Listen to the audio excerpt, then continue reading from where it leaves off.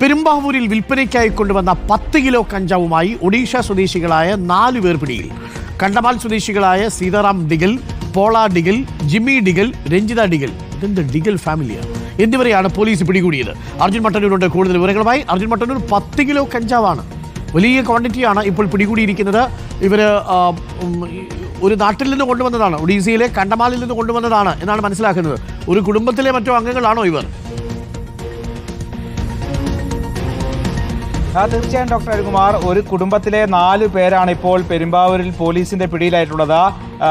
സീതാറാം ഡിഗൽ, പോള ഡിഗൽ, ജിമ്മി ഡിഗൽ, രഞ്ജിത ഡിഗൽ എന്നിവരാണ് പിടിയിലായത്. ഇതിൽ 2 പേർ സഹോദരങ്ങളാണ്, മറ്റ് 2 പേർ ആ കുടുംബത്തിലെ തന്നെ സ്ത്രീകളുമാണ്. ഇത്തരത്തിൽ 4 പേരും അതോടൊപ്പം തന്നെ 7 വയസ്സ് മാത്രം പ്രായമുള്ള ഒരു കുട്ടിയും ഇവർക്കൊപ്പം ഉണ്ടായിരുന്നു. ഇവർ ഇന്ന് രാവിലെ പെരുമ്പാവൂരിലെത്തി. പെരുമ്പാവൂരിൽ നിന്ന് വടക്കാട്ടുപടിയിലുള്ള വാടക വീട്ടിലേക്ക് പോകുന്നതിനിടെയാണ് ഈ പ്രത്യേക അന്വേഷണ സംഘത്തിന്റെ പിടിയിലായത്.